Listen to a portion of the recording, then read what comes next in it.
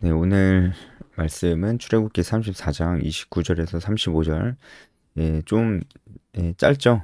예, 짧은데 또 그만큼 이거 뭘 묵상해야 되지? 그런 생각이 드는 말씀이기도 합니다. 그런데 정말 우리가 깊이 묵상할 수 있을 만한 것들이 있어요. 자, 이제 말씀도 그렇게 어렵지 않아서요. 제가 막 이렇게 깊이 해설을 해드릴 거는 없을 것 같아요. 근데 어, 분명히 우리가 생각해 봐야 될 포인트는 있습니다. 일단은 모세가 어, 이제 증거판을 가지고 증거의 두 판을 가지고 시내산에서 내려왔습니다. 그런데 이제 모세의 얼굴에서 광채가 났죠. 맨 처음엔 몰랐는데 아론과 온 이스라엘이 모세를 볼때 모세의 얼굴 피부에 광채가 남을 보고 그에게 가까이 하기를 두려워했습니다. 자, 일단은 모세의 얼굴에 광채가 났던 이유는 모세가 하나님과 교제를 나누면서 하나님께서 주신 그 계명을 가지고 있었기 때문입니다. 그러니까 그 십계명이 적힌 그 돌판을 그냥 가지고 있었기 때문이 아니고 하나님과 28절에 나오듯이 여호와와 함께 40일 40야를 거기 있으면서 떡도 먹지 아니하였고 물도 마시지 아니하였으며 여호와께서는 언약의 말씀 곧 십계명을 그 판들에 기록하셨더라. 예, 이 하나님과 풍성한 교제를 나누면서 모세의 얼굴이 빛났었던 것입니다. 음, 이것은 우리에게 무엇을 얘기해 주는 걸까요? 일단은 첫 번째 우리가 쉽게 알아차릴 수 있는 건데요. 하나님과 이렇게 풍성한 교제를 나누는 자들은 말 그대로 얼굴에서 빛이 난다. 하나님과 풍성한 교제를 나누는 자들은 얼굴에서 빛이 난다. 그러니까 실제로 광채가 난다는 건 아니죠, 그죠? 하나님과 풍성한 교제를 나누는 자들은 정말 그만큼 어떤 이제 그 딱 보기에도 어, 그런 삶 속에서 그런 열매가 있다는 거예요. 그 무슨 열매겠어요? 성령의 열매들이겠죠. 그죠? 성령의 열매들. 정말 그런 어려움이 와도 잘 극복할 수 있고 잘 흔들리지 않고 잘 회복하고 그리고 사랑하고 이제 그런 잘 인내하고 이런 성령의 열매들입니다. 성령의 열매들을 맺는다는 거죠. 그런 의미에서 하나님과 풍성한 교제를 하는 자들은 얼굴에서 빛이 나는 것입니다. 그러니까 우리도 우리 안에서 이런 내면의 빛이 좀 나야 되지 않을까 그런 생각이 드는 것이죠. 그죠? 우리 안에서 성령의 열매를 맺으면서 이 성령의 열매를 우리 안에서 먼저 맺으면서 그것이 정말 우리 얼굴에도 나타나고 우리 삶에도 그 열매들이 나타나는 그런 삶을 우리가 살아야 되지 않겠습니까? 정말 이런 삶을 사는 게 중요한데 이런 삶을 살기 위해서는 매일매일 하나님과 풍성한 교제의 시간들을 가져야 됩니다. 그런데 우리가 이제 바쁘잖아요. 바빠서 이런 시간들을 포기하면서 어, 우리는 한마디로 이 광채가 나는 삶을 못 사는 거예요.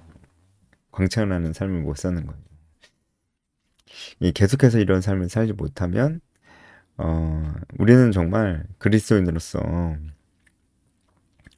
삶의 어떤 열매를 보여줄 수가 없는 것입니다.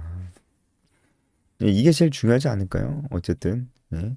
우리가 돈을 벌고 정말 인정을 받고 그런 것도 중요하지만 어, 정말 내 삶의 아름다운 열매 어, 아름다운 열매를 맺는 사람은 자기도 행복할 거예요. 자기도 행복하니까 그것이 밖으로 나타나는 거기도 하고요.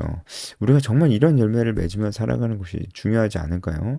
우리가 어떤 일을 해도 아무리 열심히 살아도 우리가 하나님과 교제하면서 살지 않으면은 이런 열매들이 내 안에 없습니다. 그렇게 계속 살아가면서 아무리 열심히 살아도 그것이 무슨 의미가 있을까요? 아무리 돈을 벌며 살아도 내 안에 열매가 없는 삶을 살면 그것이 무슨 의미가 있을까요? 하지만 반대로 우리가 뭔가 인정을 받지 못하고 별 볼 일 없는 일을 해도 내 안에 이런 주님과 교제하면서의 광채가 있다면 얼마나 그 삶이 정말 빛이 날까요? 그렇죠? 물론 이제 그런 사람은 자기 일에도 책임감이 있고 책임감이 있다 보니까 어떤 특정한 분야에 있어서 실력도 있고 전문성도 길러지게 돼 있는 것입니다.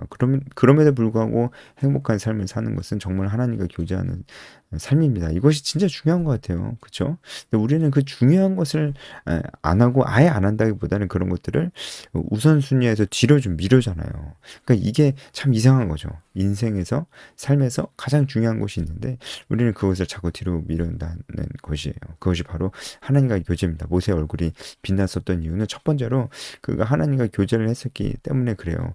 그리고 모세의 얼굴이 빛났던 이유 두 번째로 우리가 한번 생각해 보면은 말씀을 근거로 한번 생각해 보는 거예요.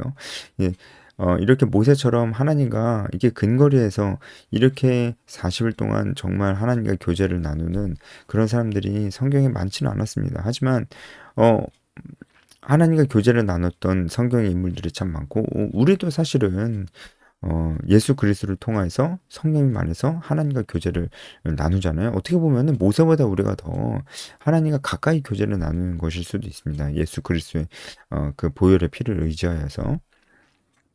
그렇다고 우리의 얼굴에 막 빛이 실제로 물리적인 빛이 막 나는 건 아니잖아요. 근데 이때는 모세의 얼굴에 실제로 물리적인 가시적인 빛이 광채가 났던 것 같아요. 그러니까 이것은 굉장히 특수한 일이라고 제가 말씀드리고 싶은 겁니다. 아주 특수한 일이 하나님과 교제한다고 다 얼굴에 광채가 나는 건 아니었는데 물리적인 빛이 나는 것은 아니었는데 이때는 특별히 하나님께서 모세의 얼굴에 빛이 나게끔 하셨다고요. 네, 하나님께서 모세의 얼굴에 빛이 나게끔 하셨다고요. 이것은 이 빛은 모세가 하나님과 교제하면서 그가 정말 풍성해졌기 때문에 나타나는 어떤 그런 삶의 열매이기도 했지만 동시에 실제로 가시적인 빛이 얼굴에서 났기 때문에 이것은 하나님께서 그렇게 하신 거예요. 하나님께서 모세 얼굴에 빛이 나게끔 하신 것이다라는 것을 우리가 또한 알 수 있다고요. 그럼 왜 하나님께서 모세 얼굴에 이런 빛이 나게 하셨을까를 생각해 봐야 되잖아요. 그 이유를 우리가 어렵지 않게 찾아볼 수 있는데 바로 30절입니다. 아론과 온 이스라엘이 모세를 볼 때 모세에게 가까이 하기를 두려워했어요. 이거는 무서웠다기보다는 굉장한 위압감, 위험을 느낀 겁니다. 모세가 너무나 이제 위험 있게 보였던 겁니다. 이것이 하나님께서 의도했던 바라고 보여지는 것이죠. 그러니까 하나님께서 의도했던 바는 뭐겠어요? 바로 모세에게 권위를 주는 겁니다. 그러니까 이제 모세의 얼굴을 딱 보면서 모세의 그런 모습들이 굉장히 위험 있어 보이고 이제 정말 그 경외심이 이제 딱 들잖아요. 그러면 사람이 어떻게 해요? 그 사람 말 잘 듣습니다. 집중도 아주 잘합니다. 그리고 그 말씀들을 되게 지키려고 합니다. 이게 사람이 경외심을 가지면은 그래요.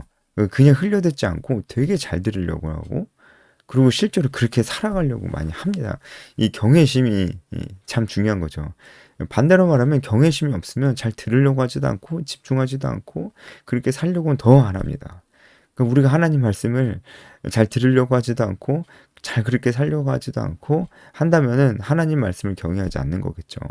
자, 여러분, 하나님께서 왜 모세 얼굴에 빛이 나게 하셨는지 아십니까? 모세에게 권위를 주신 거예요. 권위. 모세에게 권위를 주신 이유가 뭔지 아시겠습니까? 바로 그래야 이스라엘 백성들이 잘 듣기 때문에 그래요. 권위가 있어야 이스라엘 백성들이 잘 듣습니다. 지금 하나님께서 모세를 통해서 이스라엘 백성들에게 계명을 주셨어요. 이제 28절에 보면 십계명이라고 나와 있는데 단순히 우리가 외우고 있는 십계명만 주신 것이 아니고 여러 가지 율법을 주시고 여러 가지 지켜야 될 것들을 주신 것이라고 봅니다. 그 내용들이 간단하게 이제 34장 전체에 좀 나와 있잖아요. 그쵸? 10절부터 내가 언약을 세우나니 라고 말씀하시면서부터 11절에 34장 11절에 오늘 내게 명령하는 것을 삼가 지키라 라고 말씀하시면서 쫙 이제 지켜야 될 것들을 말씀하시는데 이런 것들도 마찬가지입니다. 이런 것들을 이스라엘 백성들에게 지키라고 하나님께서 모세를 통해서 말씀을 하시는 거잖아요. 이거 반드시 지켜야 돼요. 왜냐면 지금 바로 직전에 이스라엘 백성들이 이것을 지키지 않아서 엄청난 일이 있었잖아요. 끔찍한 일이 있었잖아요. 하나님의 말씀을 지키지 않아서입니다. 그리고 단순히 하나님 말씀을 지킨 것이 아니고 이스라엘 백성들 마음속에 있는 하나님의 말씀을 지키지 않은 그 원인들이 너무나 악했기 때문에 그래요. 그것이 너무나 죄악이기 때문에 그렇습니다. 그러니까 결국은 우리 마음속에 하나님, 하나님 말씀에 대한 어떤 순종하고자 하는 그런 마음이 없으면 우리는 반드시 이스라엘 백성들이 금송아지를 만든 것처럼 또 다른 어떤 모습의 금송아지, 내 마음속에 금송아지를 만들어낸다고요. 그 일이 굉장히 끔찍하고 큰 사건이었잖아요. 이제 다시는 그러면 안 되잖아요. 하나님이 모세 중보기도를 통해서 이스라엘 백성들을 살려주셨기 망정이지. 원래는 다 진멸되는 겁니다. 이스라엘 백성들이 다 진멸되는 거예요. 근데 그렇게 하지 않고 3천 명 정도만 죽는 것으로 하나님이 그냥 마무리를 하셨습니다. 그러니까 3천 명 죽은 것도 너무나 끔찍한 일이었으니까 앞으로는 다시는 그런 일이 벌어나서는 안 됩니다. 그러려면 어떻게 되겠어요? 그러려면 어떻게 되겠습니까? 하나님의 말씀을 순종해야 됩니다. 듣고 순종해야 됩니다. 하나님께서 지금 주신 이 계명들을 정말 잘 순종해야 됩니다. 이제 그렇게 하지 못한다면은 더 끔찍한 일이 생겨날 수 있는 거예요. 그래서 하나님께서 이 말씀에 권위를 실어 주신 것입니다. 권위를 실어 주신 거예요. 어떻게 어떤 방법으로? 모세의 얼굴에 빛이 나게 하는 방법으로. 그러니까 이제 뭐 이스라엘 백성들이 경외심을 가지니까 모세의 그 말 한마디 한마디에 집중하고 아무래도 더 들으려고 하고 아무래도 들은 대로 지키려고 했다 이겁니다. 그래서 모세의 얼굴에서 빛이 난 두 번째 이유는 하나님께서 그렇게 빛이 나게 하셨다. 왜? 모세에게 더 정확히 말하면 모세의 그 말에 하나님께서 모세를 통해서 하시는 그 말씀에 권위를 실어주기 위해서였다라고 우리가 볼 수 있는 거죠. 이스라엘 백성들을 참 배려하고 이스라엘 백성들에게 참 맞춤 전략으로 하나님께서 이렇게 모세 얼굴에 광채를 주시는 거기도 하지만 그만큼 이스라엘 백성들이 너무나 악한 거예요. 이렇게 안 하면 이제 안 되니까. 그래서 여러분 우리가 우리가 믿음의 공동체 안에서도 하나님 말씀에 경외심이 생겨나고 하려면은 말씀을 가르치는 자가 권위가 정말 있어야 됩니다. 제가 권위주의처럼 그렇게 하라는 거 아니에요. 저도 그런 사람이 아니거든요. 다만 듣는 자들이 영적 지도자에게 권위를 세워줘야 됩니다. 영적 지도자를 숭배하고 너무 영적 지도자에게 의존해도 그것도 문제입니다. 그렇게 할 필요 없습니다. 오히려 그렇게 안 하는 게 훨씬 좋습니다. 그런 얘기가 아니고 존중하고 존경해야 된다고요. 존중해줘야 됩니다. 우리 모두가 그러니까 하나님 말씀을 경외해야 됩니다. 그만큼 또 하나님 말씀을 가르치는 자들을 존중해야 됩니다. 여러분, 전 사역자만 얘기하는 게 아니에요. 물론 이제 사역자에게 더욱 해당되는 말이겠지만 사역자만 해당하는 것이 아니고요. 영적인 리더들 다 마찬가지입니다. 여러분, 재생산하는 제자와 리더는 반드시 말씀을 가르치는 자입니다. 그러니까 순장들 그리고 이제 제자와 늘 목적으로 소그룹이 있다면 그 소그룹 리더들 다 마찬가지입니다. 여러분들은 말씀을 가르치는 자들인데 여러분에게 권위가 필요합니다. 근데 그 권위를 자기 스스로 포기할 때가 있어요. 친구 같은 리더 막 이러면서 그 권위를 스스로 포기할 때가 있습니다. 그러면 안 됩니다. 권위가 있다는 걸 알고 이것은 하나님께서 주신 거라는 걸 알고 왜 주셨냐? 바로 이 말씀을 가르치는 자에게 이 권위가 왜냐면은 그래야지 듣는 자들이 진짜 듣거든요. 그래서 하나님께서 주신 권위인데 이거를 안 써. 그걸 다 포기해버려. 친구 같은 리더 이러면서 그렇게 진짜 친구같이 구니까 팔로워들이 그냥 우습게 여깁니다. 우습게. 예. 그러면 안 되겠죠. 그러면은 또 금송아지 같은 일들이 일어나겠죠. 그래서 하나님께서 모세의 얼굴에 광채를 주신 것입니다. 하나님 말씀의 권위, 위엄, 경외심을 통해서 하나님 말씀에 순종하게끔 하게 하시려고 하신 것입니다. 자, 그리고 우리가 마지막으로 살펴볼 부분은 바로 모세가 수건으로 얼굴을 가린 것입니다. 정확히 좀 보면은 모세가 32절에 보면 모세가 여호와께서 시내산에서 자기에게 이르신 말씀을 다 그들에게 명령하고 모세가 하나님께 받은 말씀을 이스라엘 백성들에게 얘기할 때는 수건을 쓰지 않았어요. 그리고 이 명령하기를 마치니까 말씀을 전하는 걸 마치고는 33절에 수건으로 자기 얼굴을 가렸습니다. 계속 그 일을 반복했던 것 같아요. 자, 그럼 왜 모세는 그 얼굴에 광채를 수건으로 자기 얼굴을 수건으로 수건이 정확히 어떤 형태인지 모르겠지만 어쨌든 자기 얼굴을 가렸을까요? 이것은 예, 백성들이 빛이 실제로 빛이 나는 모세의 얼굴을 보면서 모세를 숭배할 수도 있기 때문에 그렇습니다. 모세를 숭배할 수도 있기 때문에 그러면 정말 안 되거든요. 사실 제가 금송아지 설명드릴 때도 좀 말씀을 드렸었는데 이스라엘 백성들이 어, 오히려 모세를 너무 의존했어요. 이제 모세에게 불만을 터뜨리기도 했지만 모세를 너무 의존했습니다. 그래서 어, 그들을 애굽 땅에서 인도해낸 것이 모세임을 인정했지만 하나님께서 그때까지 이스라엘 백성들에게 말씀하셨던 그 하나님께서 애굽 땅에서 인도해내셨다는 것을 이스라엘 백성들이 인정하지 않거나 다 잊어버렸어요. 그 왜 그랬을까요? 왜 하나님보다 모세를 더 앞서 생각하는 것처럼 이스라엘 백성들은 금송아지 사건 바로 직전에 그렇게 생각을 했을까요? 그것은 바로 이스라엘 백성들은 눈에 보이는 하나님을 원했습니다. 그러니까 이스라엘 백성들에게 모세는 눈에 보이는 하나님이었어요. 근데 그 모세가 시내산에 올라가서 깜깜무소식이니까 불안한 마음에 금송아지, 눈에 보이는 또 다른 것을 만들었던 사건이 바로 금송아지 사건입니다. 야, 이것처럼 인간의 죄성이라는 거예요. 어떤 형태로 나타나냐면 눈에 보이는 하나님을 자꾸 만들려고 합니다. 하나님은 눈에 안 보이잖아. 보이지도 않고 하나님이 우리에게 물리적으로 막 목소리를 들려주시는 것도 아닙니다. 근데 인간의 죄성은 그런 하나님, 아니야, 난 싫어. 나는 눈에도 보여야 되고 귀에도 들려야 돼. 그런 하나님을 자꾸 원한다고요. 이게 인간의 죄성이에요, 죄성. 왜 죄성이에요? 하나님은 원래 안 보이시고 안 들리세요. 근데 왜 자꾸 보여달라고 그런 거예요? 그리고 왜 자꾸 목소리를 왜 자꾸 들려달라고 하는 거예요? 예? 그게 뭡니까? 결국은 하나님 그런 분이라는 걸 잘 받아들이지 못하고 자기 마음대로 하여튼 보여주세요, 들려주세요. 자꾸 그러는 거예요. 자기 마음대로. 예, 이제 그게 여러분 좋겠습니까? 자기 마음대로 자꾸 그러는 게 그죠? 아니죠.